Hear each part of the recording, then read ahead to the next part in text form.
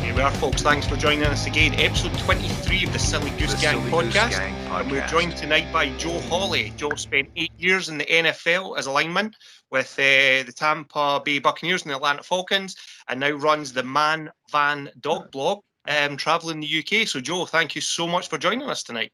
US, Ali, for fuck's yeah, the sake. US. The US, what did I say? UK.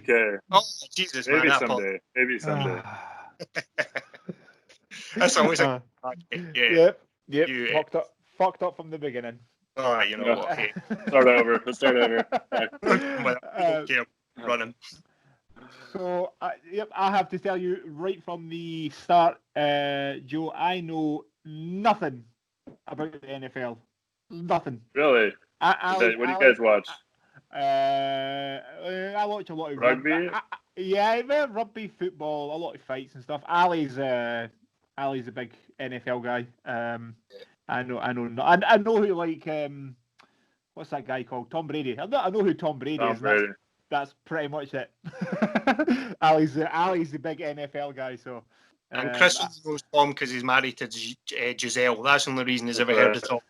That's the only reason you need to know Tom Brady. Yeah. So I was fascinated in the, retirement and going in a van around about America. That's something that seems just like the ultimate expression of freedom. Is just going, fuck it. I'm going to jump in a van and go travel. I spent my whole life playing football, and it's not an easy thing. And it's really stressful, really tough to play at that level against some of the best athletes in the world. And it got to a point where my body was breaking down, and it's a 24/7 job. Like a lot of people don't realize, like it's always constantly on my mind of having to show up and be a certain way. And so when I did walk away, it was like I had this new sense of freedom for the first time. And I was like, holy shit, like I don't have anywhere to be, nothing to do. And I was like, what an opportunity to go explore that freedom for the first time. And, I think everybody's dreamed of a road trip at some point in their life. And, I was blessed enough to, have some money in the bank. I was single at the time and nothing but time on my hands. I went and explored. It was pretty beautiful. Yeah, it's super, super cool. So what, so when, right from the, where was there some place that you wanted to go first, or did you just wing it, or what was the plan?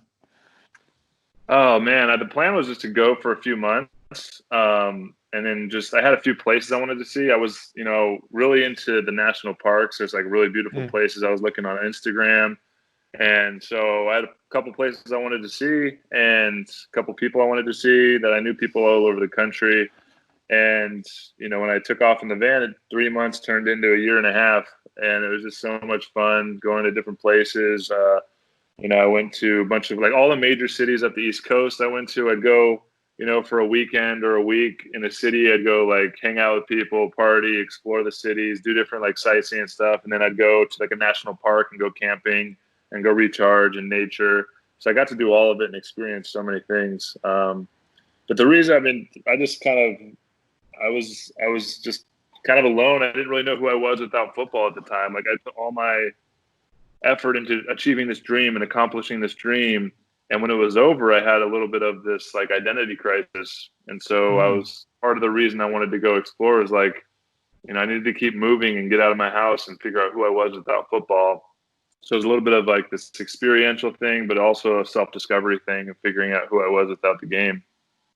Yeah. I think especially for like Chris and for anyone else that's listening that isn't an NFL fan, unlike myself, I don't think anyone truly appreciates, and I only started to a few years back, how much work players put in outside of game day. I did a coaching internship with the Scottish Claymores of NFL Europe back in 2000 it was, in fact. And I got to see the guys do the film study, the practice, the walkthroughs.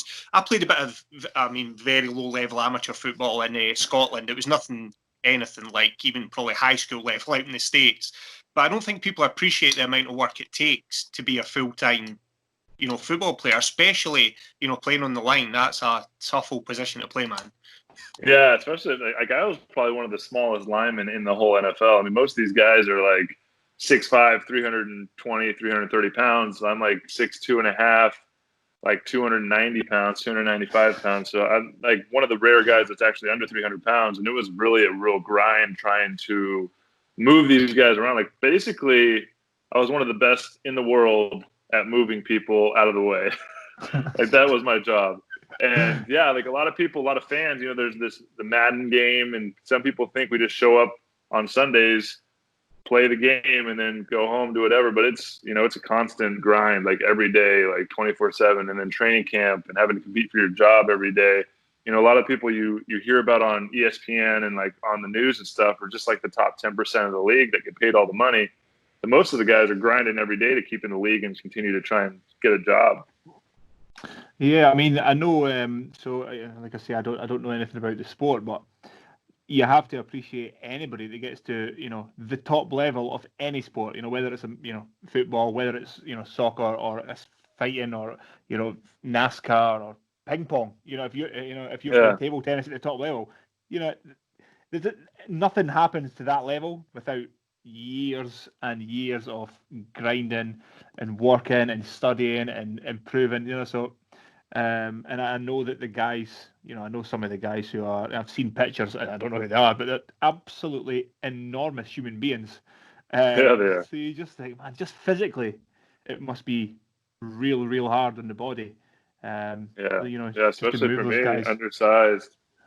Yeah, to be at elite level in anything, you have to put in a lot of time. Yeah. And I think the big thing that separates these guys, from my personal experience in the NFL, is this ability to overcome self-limiting beliefs and doubt. Because at some point you reach there's so many different levels. Like you have to start in high school. There's very rarely that a guy is playing in the NFL that didn't play in high school and college and like have this dream from a very young age, because it's such a physically demanding sport. It's not something that you just wake up one day and say, I want to play. You have to like go through the whole process.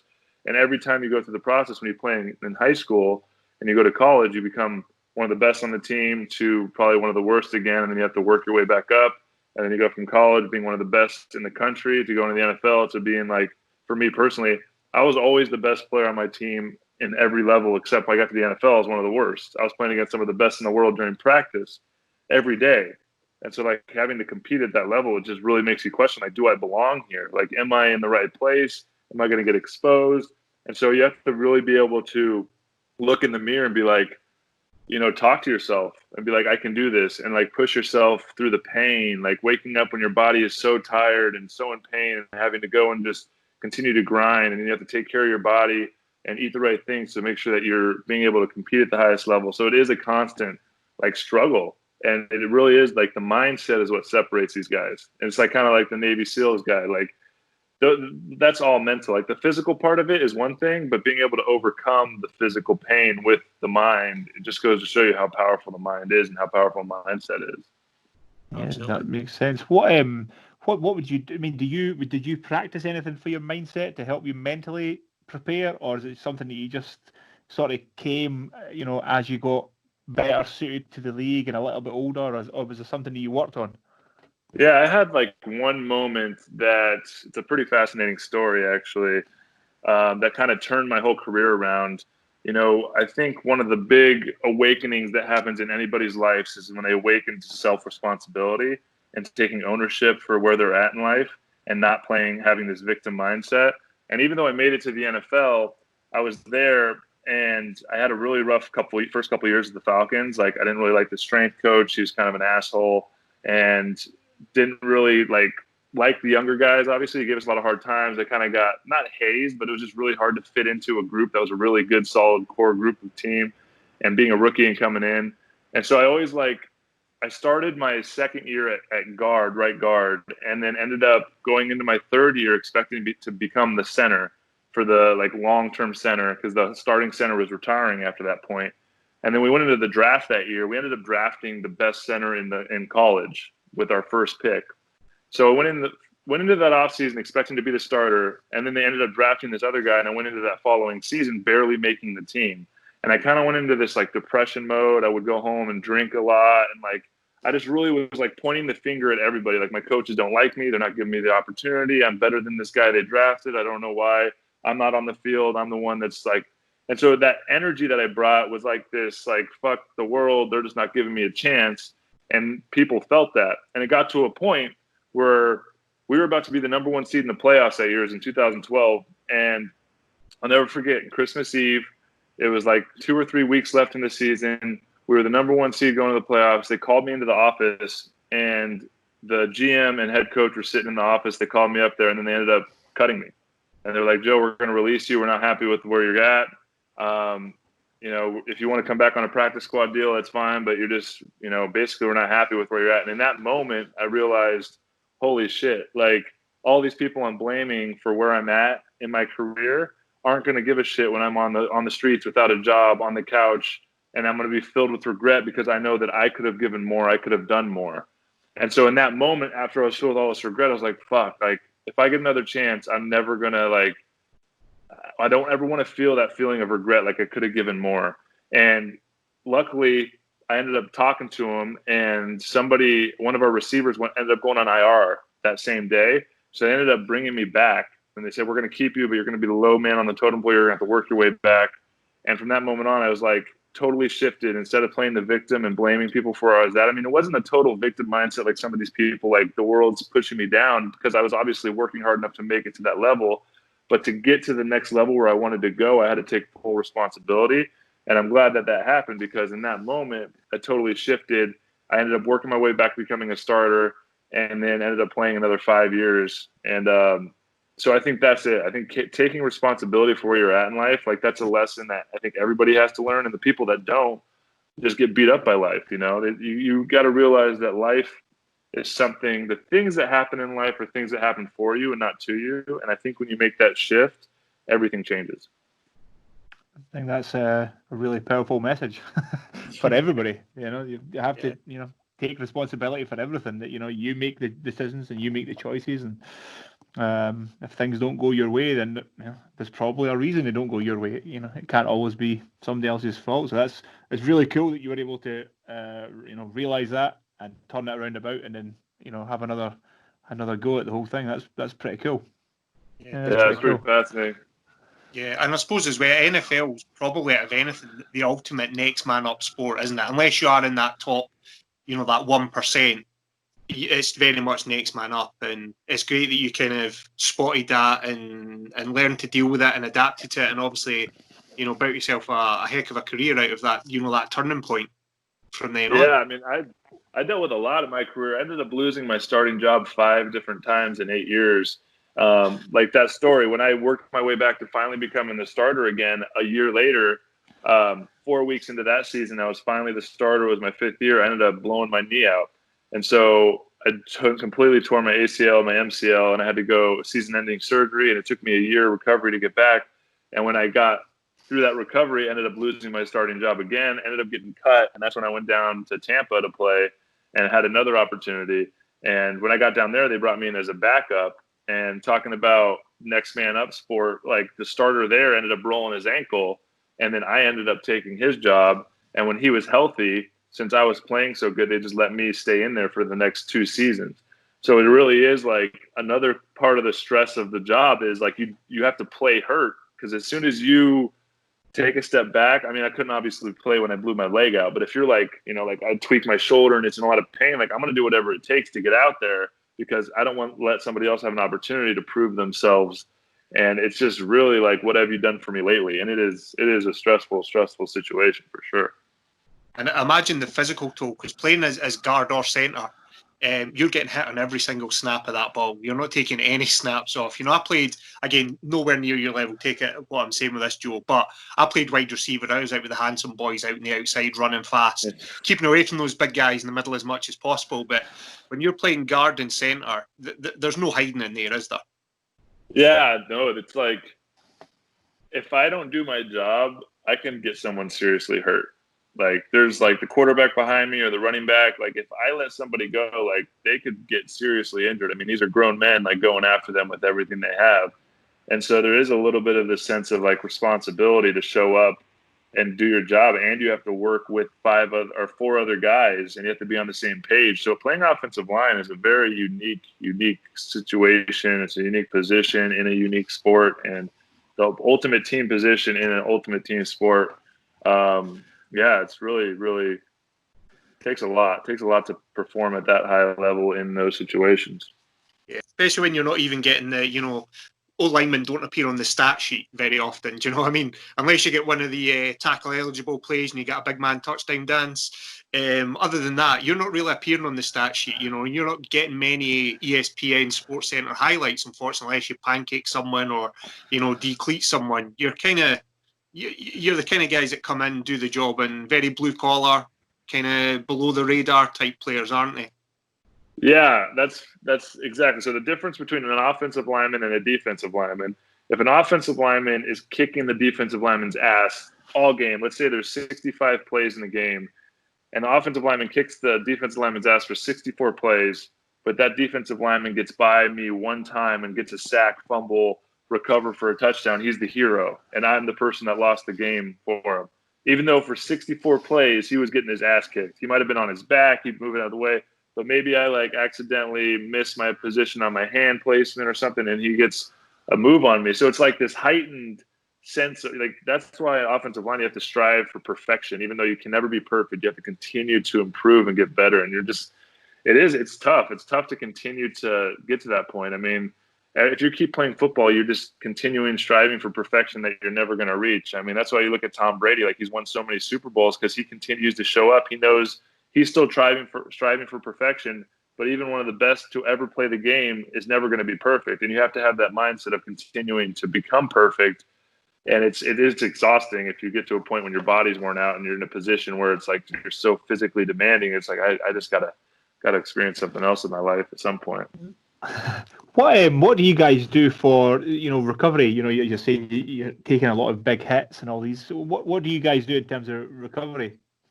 Yeah, a lot of stuff. I think the big thing that is really common is ice baths and hot tubs. I do a lot of contrast. I like going 10 minutes in the cold tub, 2 minutes in the hot tub, and then that really loosens my body up in a lot of ways. Massage therapy, acupuncture, stretching.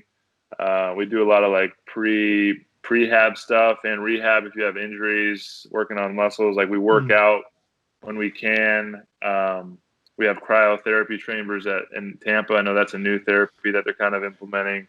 But yeah, there's a lot of modalities that you just have to continue to take care of your body and work out the inflammation. Yeah, it's just I didn't know. I've had some ice baths when I've been sore and all this kind of stuff. I just didn't know if there's anything like the cryo stuff. I didn't know if there's anything super technical that the Americans have that we don't have that you guys were doing. But yeah, it's all kind of standard stuff, hot, cold, and stretch basically. Totally. Yeah, that's pretty cool. So what do you guys? You said you didn't like the strength coach. What were you guys doing for your strength work? General kind of deadlifting and squatting and. Yeah, squatting heavy, doing clean stuff. It's fascinating. When I was in college, I benched I think I benched 465 pounds with my 1 rep max. And my final year in the NFL, I could barely lift 275. So really? My shoulders are so beat up, and you'd think you continue to get stronger and bigger, but as my body wore out, I didn't really lift as much weights. It was really about taking care of the body, using my technique, but I had to stay strong enough to really handle these guys. But it was really you had to be smart because I couldn't go lift like I did when I was a kid, But yeah, a lot of heavy squats, heavy bench, a lot more functional movements getting implemented now because people this newer age. Strength training is a lot more about mobility and being limber. It's not as rigid because just being big and rigid is going to get you hurt. So it's really about taking care of the whole body rather than just being big and strong. I was trying there in my head to do the conversion from, what did you say, 496? Oh, 465. 465. So that's going to be. It's 200 and over 200 kilos, 220, 220, 230. Something bench. Like that. That's fucking enormous. Yeah, a lot of weight. Yeah. You were telling me that whole story, and I was trying not to look stupid as you were telling me, and I'm going, that's over 200 kilos. The fuck, that's a huge bench. Yeah. That's colossal. Yeah, that's super strong. I know. That's I'll a have to lot, work. yeah. I'll have to My work on my shoulders aren't bench. happy about it now. I can imagine. I can imagine. So when you were starting to wind down then, Joe, and coming out the league, because again, just for people that don't know your story, I think it's pretty incredible what you did to sort of set this whole man, van, dog blog off. Like, do you want to share with us what you kind of, you're giving everything away and all that kind of side of it? Because I think that's pretty incredible. Yeah. So when I was going through, like I said, there was a piece of me that was really excited about walking away from the game. Like I said, my body was beat up. I was ready for a new experience, a new challenge. I was tired of like having to prove myself. So there's a piece of me that was really excited to move on, but then there was also a piece of me that was really like missing and grieving it, because it's like my childhood dream. It's something I've worked so hard for. And so when I ended up, and during the same time when I was deciding to retire and walk away, I was going through a pretty big transition in my relationship. I was engaged for a year with the same girl for 5 years. So I went through a pretty big breakup at the same time. And so when I was walking away from the game, I was basically walking away from this whole life that I had known and built for myself. And I was going into the unknown, and I had no idea what to do. And it kind of culminated to this moment when I was like a month after my final game. I was sitting on the couch, and I just was like, I was so like sad and deep in depression, and like there was a physical void missing in my heart. I was like, dang, like I knew I was called to move on from football, but like, what do I do now? And so that's when I decided to hit the road. And when I decided to hit the road, I was like, I kind of want a fresh start. I want to like figure out who I am without this game. And so I was looking around my apartment. I was like, what do I do with all this furniture? I decided that I didn't want to pay for like a storage container, because that was just going to cost more money. I didn't know how long I'd be on the road. And so I figured, okay, I'm going to try and sell it. And so when I tried to sell it, I actually used these like different apps like on Craigslist and stuff. And I like tried to try it out. So I listed like a lamp for like $10, and then someone came back, I'll give you $4 for it. And then I was like, oh, how about $6? And then they're like, okay. And so we like haggled back and forth. And then they're like, I'll be there on Tuesday between 12 and 4. And then they end up being late, and then they end up coming, and they're like, here's $4. And I was like, I thought we said $6. And I started being like, what am I doing? I don't really need the money. And I'm like going through all this trouble for $6. So I ended up deciding, you know what, like, let me just give this away to a charity so it can actually go to help somebody, and then they can help me. So I'm not stressed out about like trying to get rid of it all. So I ended up reaching out to a nonprofit in Tampa, Florida, where I was at. And they ended up coming with like a truck and volunteers, and they ended up taking all the furniture and giving it to a family of domestic violence recovering and starting over. So that was good. So that felt really good to give all my stuff away. It felt like a physical weight was lifted off my shoulders. And I really connected. Like one of my mantras for my whole Man Van Dog blog journey has been live with less to experience more. And I've realized that I don't need a lot of things and a lot of stuff to be happy. And I went on this journey. I mean, I was in the NFL making a lot of money, and I had the nice car, I had a big house, I had the girl, I had all the things, and I still felt not fully satisfied, really unhappy. And, I came to this point where I really understood what the rat race was, because at one point I was making $4 million in a contract year, and I was looking at the guy next to me who was making $10 million. And I was like, he's not that much better than me. I need to make that much money. And I like took a step back, and I was like, holy shit, like, look at yourself. Like if you were, yourself 10 years ago, you're making $4 million, you'd be like, holy shit, I'm like on top of the world. But you're just, unless you find contentment and happiness within yourself, you're never going to be able to fill that void with, there's always more to be had.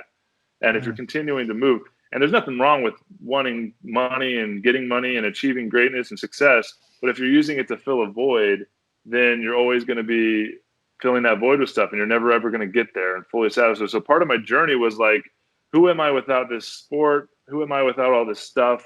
And I went on this journey to find out these answers. And I went on like an inner journey, exploring the stories about who I was and how I show up in the world.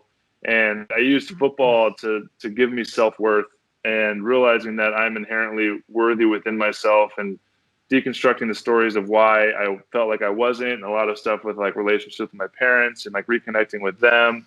And football was kind of this thing that got in the way of who I really was.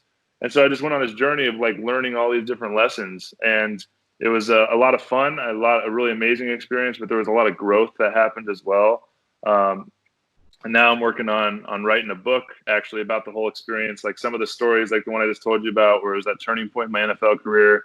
And I talk about this journey through the NFL, through the decision of walking away from football and why I did that, and then the difficulty of that decision, the courage it takes to make decisions like that. Because I know a lot of people, they go through similar things. It might not be walking away from football, but it might be walking away from a job that they no longer enjoy, that they're no longer satisfied in, maybe a relationship that isn't working any longer, but they'd rather hang on to an unhealthy relationship rather than going out into the unknown because it's something they're comfortable with.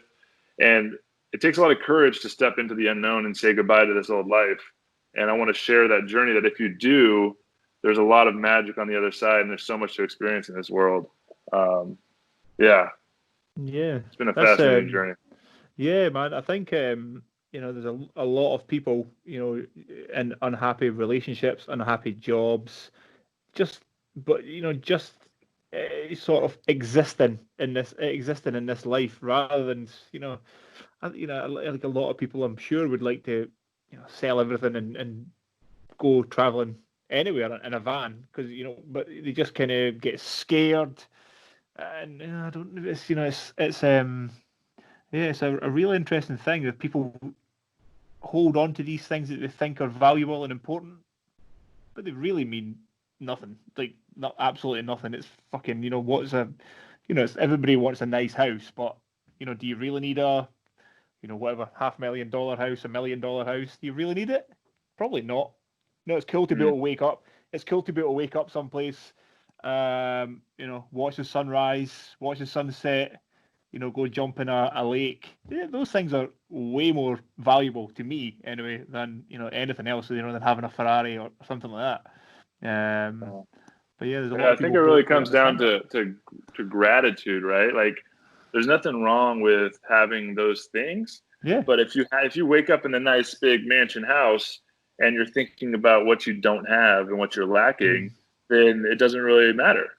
But if you wake up, a homeless guy wakes up on the street, but he's grateful that he got a meal, like he's happier than that guy living in a mansion just because he's grateful for what he has. So it's really changed his perspective of, instead of focusing on what's lacking in my life, focus on what I do have. And when you can focus on what you do have, it creates inner happiness, and then you can show, because there's always, if you're comparing yourself to people that have more than you, which there's always going to be someone who has more than you that you think you want, then you're always going to feel like you're not enough and you're lacking that stuff. But if you compare yourself to people that have less than you and you're grateful for where you're at, and there's always people that have less than you, then you can be like, okay, like I'm actually in a very good spot in my life. And then it creates just this enjoyment of the experience. I mean, being grateful just to be alive. Like, what do we really know about like what this existence even is? Like, what a gift that we get to even have an experience through life. Like, just coming back to that rather than focusing and getting lost in our thoughts on what we don't have on these material possessions.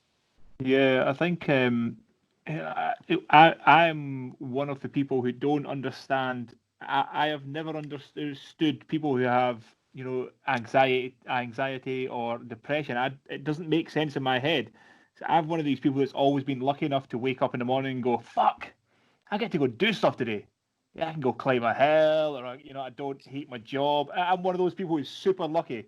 Obviously, not everybody is, but I've never really been worried about like sort of trappings. Who was it? It was Elon Musk was just talking about having a big house, and it was just an attack vector, and getting rid of that stuff is like he'd freed himself from these trappings, which is a really cool way to think about it. Yes. Did you when you were going through this process, Joe? Did you lose any friends or friends?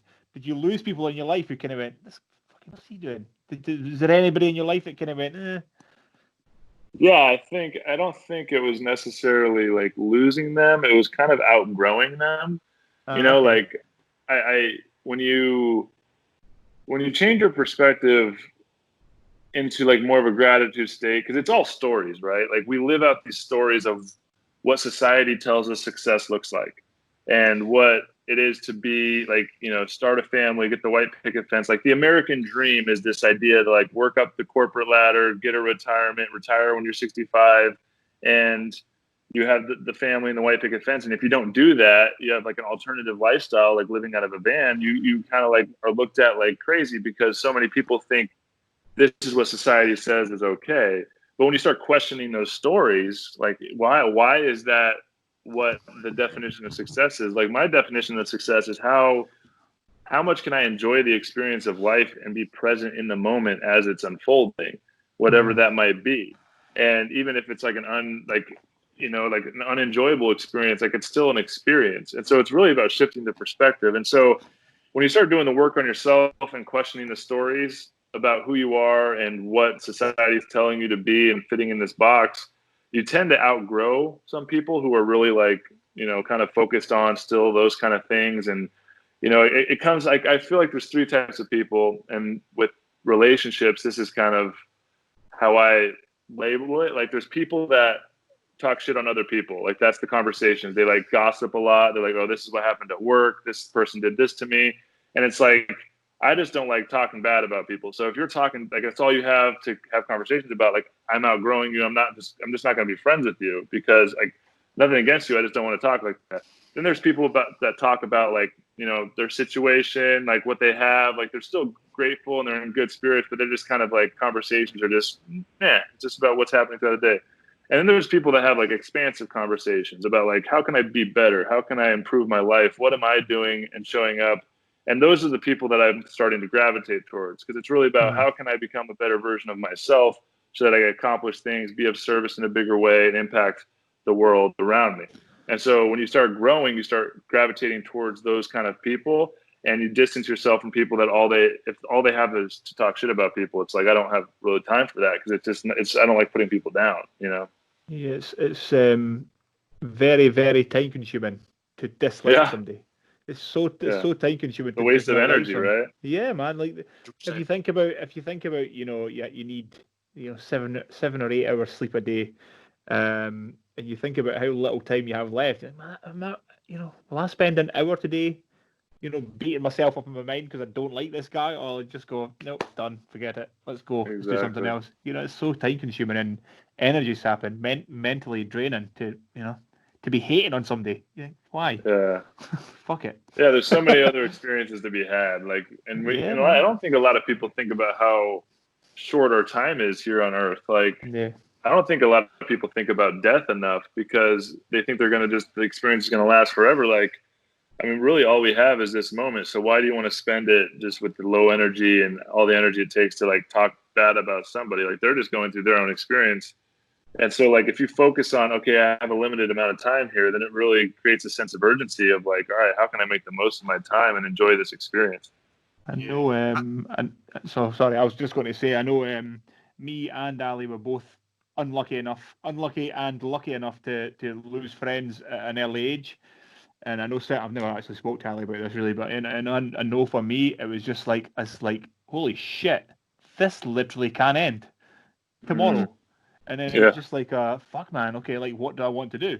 Okay, I want to run up hills. I want to, fucking swim in water. I want to achieve as much things, and not achieving things as in, buying a big house. And it doesn't really mean anything, DB. But there's a great, I think it's not here anymore. I've moved it upstairs. I have there was a band from Scotland, and they had a song, and there was a line in it that said, "While I'm alive, I'll make tiny changes to Earth." And it's just the best thing in the world. It's just like, how can you make an improvement to your life and to be nice to somebody else, to be a little bit nicer to everybody around about you, and make their life more pleasant? Just be nice, just be generally nice, and have nice experiences with nice conversations with nice people. And it's very freeing when you realize that, fuck, this really doesn't last for very long. It's like that cool thing. Stoic philosophy as well, isn't it? A bit memento mori, remember that one day you'll die. I'd seen someone, the name escapes me at the time, but they had basically created a chart. They were 30 years old, and they'd planned it out until the age of 70, just for an arbitrary number. And they'd marked up a box for each day of their life up to the age of 70. And at the end of every day, they would get a black marker and put a line through the box to show that day was done. And it was all designed so that at the end of every day, before they put the mark in the box, they would think, have I made this worthwhile? Have I made this black mark that I'm about to put indelibly on this wall? Have I done something worthwhile with today? Or am I just literally marking time? am I just put in a box? And I think, you know, with what you've done, Joe, between your career, your college, and what you're doing now, traveling, I definitely think you've ticked a few boxes and some worthwhile experiences, I would imagine. Yeah, definitely. I feel like I'm just getting started too, and I'm so grateful. And we talk about like when you have a good experience and you put out that good energy and you're expanding with that with other, it's like this cycle that creates a more enjoyable experience, and then you start attracting people who are with that similar like vibration. And so, you know, I ask like people that are talking shit about other people or like gossiping or whatever, like the reason that your life is where it's at is because you're putting that energy out there and you're attracting it. Because I'm not going to hang around people like that. I'm going to distance myself from them because I'm not into it. So like those people, all they do is attract people who are similar vibration. So it's like attracts like. And so if you starts with your inner work, if you can put positive energy and gratitude out into the world, that's what will start coming back. People are always looking outside themselves to find happiness and fulfillment. And that's why it's you know, all these like spiritual practices and all these, you know, I'm like really into Buddhism and like doing the inner work. And it's when you can do that and find inner happiness and tranquility, then your world transforms. Your external world, it becomes how you view it and your perception through which you view it. Yeah, I think I think it's in the Book of Five Rings, Miyamoto Musashi, and it's a really brilliant quote, and it's I mean, I'll absolutely butcher this, but it's just something like, "There's nothing out with yourself that can make you better. Everything you need to change is within yourself. You don't need any of this bullshit. You don't need any of this noise or anything. It's just everything that you need for like personal growth is already within you. You just have to, you know, discover how to unlock it." And it's a really cool quote. What I've learned is it's like the thing that's holding us back from achieving the things we want in life are our own beliefs about why we can't. So it's really about turning inward and working on the resistance. And once we remove the resistance, because I believe we all have like a soul's purpose and mission here on earth, right? So we're like all meant to do something. And if it's something that's coming up in your mind, that's like this big dream, there's a reason it's coming up. And it's like the more you can kind of listen to that and honor it, then you just got to get rid of the resistance, and it will just literally come to you, and it will flow out of you. But you got to get rid of the resistance to believing like, well, I'm not good enough, or why would I be able to do that? Like I can't accomplish what that person does, or that dream is too big, or and looking at those stories and questioning where those stories came from. Like who told you you weren't good enough? Like why do you believe that? Maybe it was something that happened when you were a kid. Like for me, it's fascinating. Like I used to have this self-limiting belief that I could not write. And I was, you know, I moved when I was in third grade from Vegas to Orange County in the middle of the school year. And so I missed like kind of, and they had different curriculum. So I missed kind of a lot of the English stuff.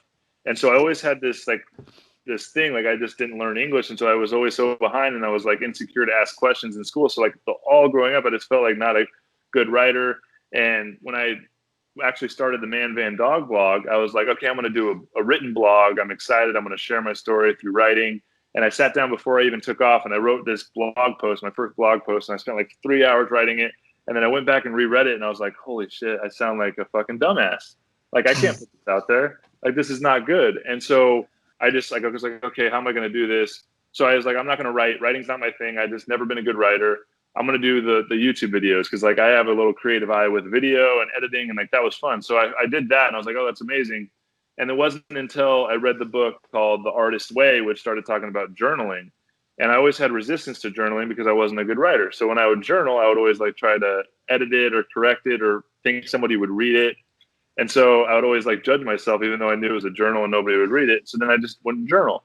And I read that book, and it talks about stream of consciousness writing, where you literally wake up each morning and it's a habit, and I have an app on my computer where I just write what comes to my mind. Don't edit it, don't judge it, don't go back and reread it. And so I just was able to get my thoughts out on paper. And by doing that, it helped me practice writing. And then at the end of that, I started doing like positive affirmations. So I started writing, I am a good writer, I am an author, because I knew that I wanted to write a book eventually. And so to change this belief that I could never do it, I just started writing. And then it was fascinating. I wasn't writing for anybody but myself. I was never going back and rereading it. But I noticed like the more I wrote, the words started like coming together and started flowing, and they started making more sense. And like, I just literally changed that belief about being a writer, and my writing started becoming a lot better. And that whole process probably started a year and a half ago. And now I've written a 58,000 word manuscript, and I'm in the editing process of writing an actual book that I'm going to put out in the world. So I went from barely being able to write a blog, not even being able to write a blog, to writing a book because I told myself I could, and I uncovered the story of why I thought I couldn't. And I think if people work on the resistance that's holding them back from achieving what they want, whether it's, I want to make $1 million. It's like, well, how can we get you there? And you realize that the $1 million really isn't the thing. That's an arbitrary thing, whatever the thing is. It's how does that thing make you feel? Like, why do you want $1 million? Maybe it's security. Maybe you want to feel secure so you can have freedom to go travel and experience. So getting down to like what you want your lifestyle to look like, and then working towards that and uncovering the beliefs that are holding you back from achieving that. Yeah, that's really cool. How obviously, like you're saying, if there's a goal, the path isn't direct. So there will be some obstacle, and you have to figure out how to get there, how to go there, and then constantly learning. And I think being aware of your, this is just with me personally, Joe, but being aware of your own bullshit when you're bullshitting yourself, you have to be aware of, I'm creating this problem now, so it's sometimes take a step back and but even let's figure this out. So it's really cool that you've found a way to get there. It'll be interesting. It'll be an interesting book. It's funny that you say you can't write. I'm a terrible reader. Like, I can't read. But Ali will read books like, oh, I've just read another book. You started it 2 days ago.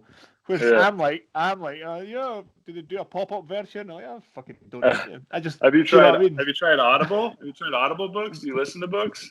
Well, funnily enough, Clint Emerson, the Navy SEAL that was on, I really wanted to listen to his book, so I downloaded Audible, and I have started to listen to that. So if you put your book on Audible, I will listen. I will, and I'm going to be the one reading it. But I would say, that's awesome. Yeah, just listen to books. Books will expand your mind, and you'll learn so much. And like, when I started reading, my life completely changed and shifted.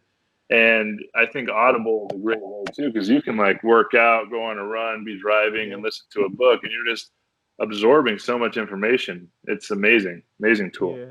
I drive a lot. I drive 7-8 hours a day, so I listen to a lot of podcasts. So Audible's a perfect way for me to be able to take in the information. So yeah, that's something I'll look forward to. When does that come out? Hopefully I'll have it ready in I'm hoping within 4 months. I'm self-publishing and I'm working on the editing. So it really depends how much. I'm about to get my feedback on Thursday from my editor. So we'll see what she says, how bad it is, how much work I got ahead of me. But I'm excited. I'm excited to get it out and get it done. And I know it's going to be a catalyst to the things I want to do in life. I want to become, more of a speaker, motivational speaker. I'm working on building a program called the Heart Collective for athletes that are in transition, that are going through a similar thing that I went through. I shared how hard it was. I know a lot of athletes, not even just NFL guys, anybody who's ever an athlete at any level at some point has to say goodbye to the thing they love. And the dream is cut short at some point. And, I'm grateful enough that I walked away on my own terms, but that's, 99% of athletes, their careers are over before they wanted to. So building a community to support that kind of demographic and help them, because they're all such high achievers. If we can empower them to do the things I was talking about, like working on the beliefs of why they think they can't and tearing down the resistances, then I believe that group of people can really make a difference in the world by supporting each other and becoming leaders of themselves and their communities. Yeah, definitely. I think one of the favorite things, and it's something that I probably overuse, as a rising tide lifts all ships, and it's such a fantastic phrase, because it's true. So if you get somebody like you who played at the top level helping other people, I think that can only look at them and go, well, if he can do it, maybe I can do something. And it's such a cool thing where a group of people who go, okay, we can all do this. We'll all get through this together, and we'll come out the other side, fucking heroes. That's right, warriors. Yeah. What do you have any plans next? Do you still want to go travel, disappear for 3-4 months at a time, or? Yeah, I just bought a house in Austin, Texas, about 3 months ago before the world shut down. It was actually perfect timing. So it's really nice to have a home base finally. But I still have the van; it's out front, and I'm definitely planning on like traveling still and like taking it out across the country. But having a home base now, so I can really work on the things I want to bring into the world. I'm going to do more international travel too once the world kind of settles down. I think it's starting to get to that point, and I still have a lot of places I want to see, a lot of things I want to experience, and like we talked about, the clock is ticking. So try and get as much in as possible before kick the bucket. It feels like you do like really well at doing these travels and writing a blog or a journal. If you've done different journals about every trip and then make a book based on different journals for your travels. That seems like, to me, that seems like that would be super cool. If you had different sections about different, but seems like it would be fucking really cool, like a really cool book. Yeah. I mean, my book now is about the journey of self-worth from football and transitioning, and then the thing. And I have a few stories I wrote from like my travels, and I was thinking like that's a separate book, a travel book that has like those kind of nitty-gritty, crazy experiences. Because I mean, I had a lot of fun, met a lot of people, a lot of synchronicities. I mean, there was one point I did. I called it the Midwest Baseball Tour. I went to 13 baseball games in 14 days in 6 different cities. I traveled like 2,000 miles and just continued with baseball game, and then got in the van, baseball game, and then I just met so many people, like partied with so many people, had some crazy experiences with people. So yeah, I think I can get like maybe a tell-all book at some point. Pretty cool, yeah. Oh, sorry, Alec, on you go. When did your because in obviously the man, van, and dog blog, because your dog was a rescue dog, wasn't it? Was it rescued before the trip, or did the dog appear on the trip? Is that where you rescued him, or that's the part I've never quite worked out when I've been following you? Yeah, I knew that I wanted a dog on the road, so as the trip started like percolating in my mind as an idea, I knew I wanted to rescue a dog. So I actually rescued her like a month before I hit the road, and went to a shelter in Tampa, and I hung out with a bunch of different dogs and ended up finding her, and she's been amazing. Freedom girl. She's like, I don't like the whole trip. My whole life would be completely different if I didn't have her as a travel companion, because it just, even the nights when we were alone, at least I had her, and she's got such an amazing personality. So it's been great. Yeah. Well, and I know I'm just being cautious of the time because we're getting close to an hour. So, one thing I was going to say, when you were on these travels and in these different places, did you meet anybody at any point who kind of went, "Holy shit, are you the football guy?" Like in a strange, bizarre place? Did anybody go, "Hold on, why is he? Are you in a van? What the fuck?" Yeah, it was actually fascinating. There was ESPN wrote an article about me. And then USA Today, which is one of the bigger publications here in the States, wrote an article that was like on the front page of the sports paper when there wasn't a lot of sports going on. There's like a transitional period when like football season's over, and there's like maybe a little bit of, there's no baseball either yet. It's just maybe a few basketball games. So it's like a dead period. And so they put like that story, and that's where I got a lot of kind of followers from that. And so a lot of people, and then there was a Facebook video that actually went viral. There was like, I think it's 36 million views on Facebook, which is like crazy. And so I would be, driving the van. Like, it's fascinating. People would be like, I'd be driving on the highway and people would be like honking, like, "Oh, what's up? Like, we follow you." Or like I'd be stopped at a truck stop and somebody would pull up like, "Hey, can we take a picture with you? Like, we follow you on Instagram." One time I was at the Starbucks getting a coffee, and this like old lady was like, "Aren't you that football player that was in the paper?" And I was just like, "Yeah, wow." Like, it's just wild how many different people like would say something. Pretty fascinating. Yeah, it's cool. It's always nice when you meet. What's fascinating is, so this ties into what we, the world at the minute is, you see so many assholes. There's a lot of really not nice people and a lot of mean people. And when you actually go out and around about, Scotland's the same. You meet some absolute sweethearts all over the world. You get these people who are doing all sorts of bad things, but there's also some just genuine, salt of the earth, really, really nice people. When you out and meet them, it's one of those things that's we focus too much on the assholes rather than the nice people. It's something that's always kind of crazy. But yeah, it's did you meet anybody? Did you get anybody like shit off anybody for like retiring from football or any shit for retiring? Yeah, but on your travels, did you get any shit from people for retiring? No, it was actually kind of fascinating how I got. It was like a tough decision when like the people close to me didn't really support me or understand. Like I got more shit from them. Like I was engaged, like I talked about my fiance. She was like, when I told her like, hey, I'm thinking about retiring, she was not really that supportive of it. My parents at the time were like, are you sure you want to walk away from everything you've ever worked for? And then like some of my teammates were kind of confused. Like, some of them understood because they knew how hard it was, but a lot of people, yeah, they were like, you're just going to throw this away because they don't see what it takes to get to reach that level and to stay at that level and how hard it is. So yeah, it was a tough decision because it was a lonely decision. It was like an isolating decision. It was a decision I had to make for myself when other people didn't understand it. And I think a lot of athletes, especially in the NFL, they get to a point where they might be in that place and they decide to keep playing because they don't know what else to do. They don't know what else they're going to do. They're going to miss it too much. So they continue to push themselves and their bodies, and they end up really hurting themselves and not having a satisfactory life afterwards. So yeah, it was a tough decision. I think a lot of people, it was really cool when I was traveling though, that a lot of people knew me, because I always was a guy that didn't like being known for being a football player. Like I always wanted to be known for something more. And it's when you meet somebody, you tell them that you play football, they automatically think they know you. They assume that like you're a certain kind of person, and you got money and you're like this and you're like that. And I really hated telling people I played football. And so when I was done and I was doing this travel thing, like, and people were like, oh, you're the van guy, you're traveling, that's so awesome what you're doing.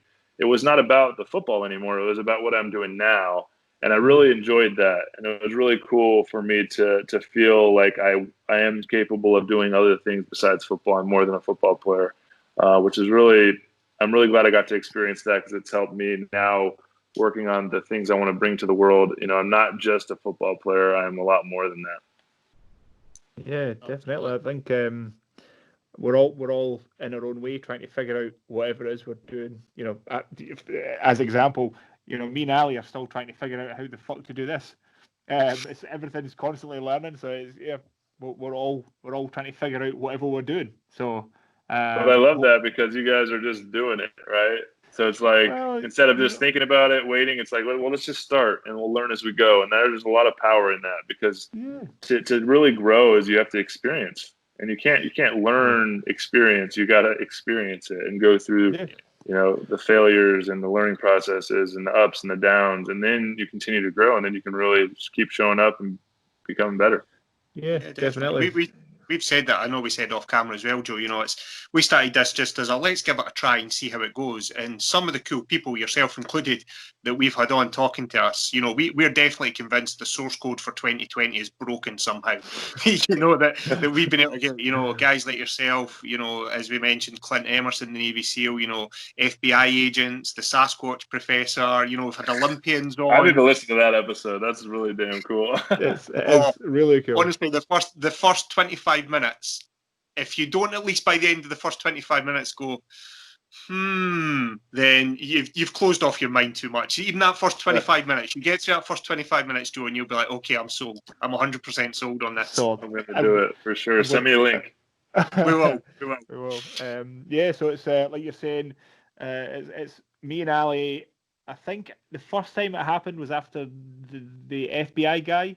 As he hung up, we said our goodbyes, and he hung up, and we just burst out laughing. Just like, we're two guys from this small villages in Scotland we've just spoke to, now we're speaking to somebody who legitimately played in the NFL, and it's like this, this doesn't happen unless you make it happen, and it's just like, the pandemic was a perfect opportunity, and I'm sure other people have done things on their own to just go, well, fuck it, we might as well try because there's nothing else to do.